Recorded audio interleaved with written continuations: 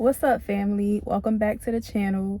So glad to have you here. Today, I wanted to follow up on a video that I did yesterday about isolation because I left some things out.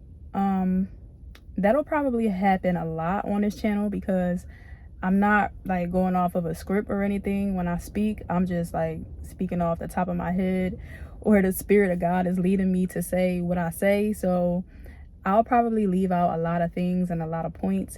So a part 2 or part 3 will probably come from certain topics that I'm talking about if I feel like I didn't get it all out in the first one. Also, I don't want to keep us here for more than 15 minutes. My goal is to have 8 to 10 minute videos. Nothing past that, at least not right now, because y'all still getting to know me and y'all probably don't want to watch an hour of me talking anyway. So yeah. Rant over. Today we are talking about being ready and being able to walk away, because in my life, I know in that last video I probably made it seem like I've been alone all my life and I never had friends and just like a weirdo all by myself. That wasn't the case. So yes, I did have friends, but at some point in my life, God just snatched everybody away one by one. And it was like the weirdest thing ever to me, because I'm innocent and I hold myself accountable. Always did. Even when I was young. I always own up to my mistakes. I can honestly say that I've never done anybody wrong. The most that I may have done, because I'm so not used to having friends and so not used to building those type of relationships, deeper relationships, the most that I'd say I would probably have done is be detached. I am naturally a detached person. Example, a friend can come to me crying about something that happened and I would just be like, okay, sorry that happened to you, offering little sentiments here and there, but I really essentially wouldn't know what to do, because I don't give my problems to people like that. So I don't know what to do when people do that to me. And I know that's a really big part of having friendships. So granted, that's probably the most that I've done in any relationship. People probably didn't feel close to me, so they felt like maybe she don't like me like that. And maybe that's why I wasn't invited to events. I said that in my last video. If you didn't watch it, go check it out. But yeah, that's the most I would have done. So naturally, you outgrow some of the relationships that you had as a teenager. And shout out to the 2 ladies that I used to hang out with all the time. We had a blast. Y'all made my preteen, early teen life the best. And y'all know who y'all are. But naturally outgrew them. And then as I got older, I had a group of girls, and I'm not going to get too deep into what happened, but it was a weird situation where, of course, I was innocent and they assumed that it was a problem or whatever. And so they started to be weird and probably talk about me behind my back. And then next thing you know, kicking my back into my ex-boyfriend. And it all got so messy. And that was the last real situation where I was hurt and I lost all of the friends that I did have as an adult. And I was completely lost and clueless as to why. And I was hurt. I don't know if I said that already, but I was really hurt. And at this point in life, I'm alone. I feel lost. I feel worthless a little bit, because I'm why can't I keep friends? Why can't I be a people person? And how come they just easily discarded me like that when nothing serious happened? If it was an issue, you could have came to me and we could have talked about it. But instead of being an adult, you assume something and kick my back in and talk bad about me when I did nothing. So that tells me all I need to know. You never liked me in the first place, and you was just waiting for something to happen, right? So I say all that to say this hurt me, and this was God detaching me from a relationship, from expired relationships, because at the end of the day, God hears all of the conversations that you don't hear, and he knows people's hearts towards you and their real intentions. So this was God literally snatching me out of these relationships with these people who were going to, number one, hold me back from the purpose that he had for me, that I did not even know what the purpose was. Took me years to find out. I'm just finding that out, and this was like 3 years ago. But yeah, he wanted to separate me, to align me with my purpose, and he wanted to protect me, because if I would have stayed with these people, I probably would have got hurt a lot worse, because they didn't really like me in the first place. So don't question when God snatched people out of your life for no reason, because it's for a reason. You don't know the reason, but it's for a good reason. And you have to be okay with God snatching people out of your life and detaching. And I know that that's not always easy. Ooh, it can be very, very hard to detach from somebody that you love, you have a relationship with, whether it be romantic or a friendship. You don't want to cut somebody off when you love them, and you don't see that, they have an issue with you and they don't really like you.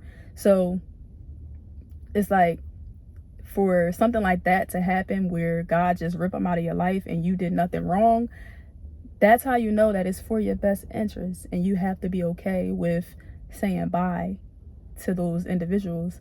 And even if it's not like a situation like I just explained, maybe it's like some people who are hurting you, and you keeping them around, but they're hurting you.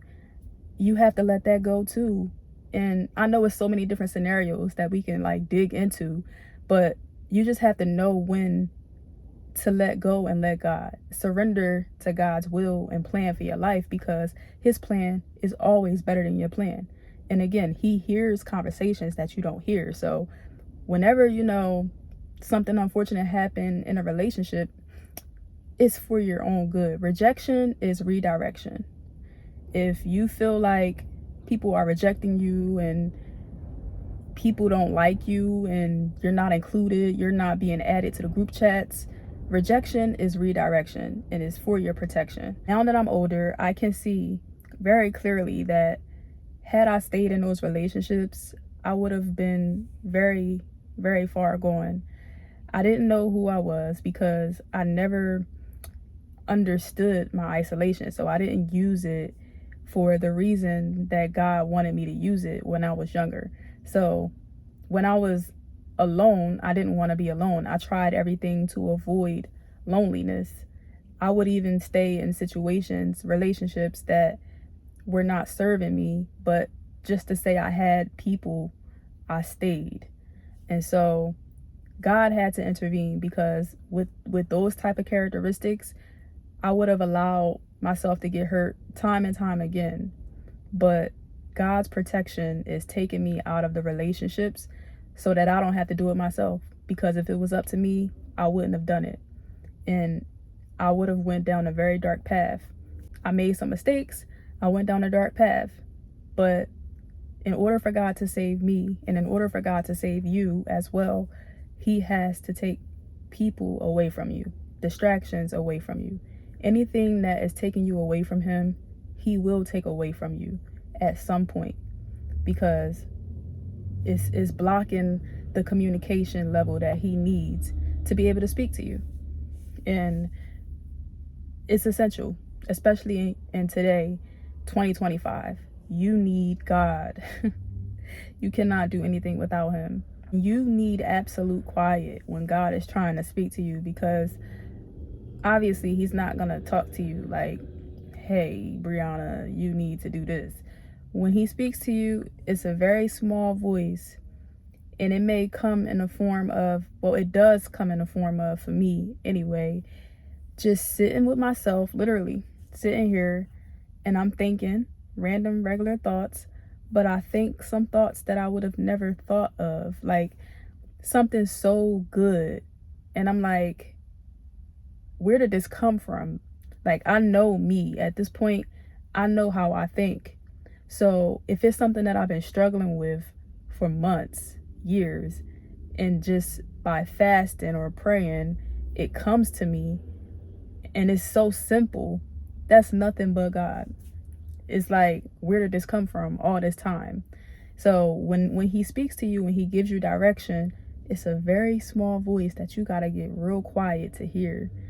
And honestly, fasting is going to allow that to happen. Like, that expedites everything. Woo, fasting.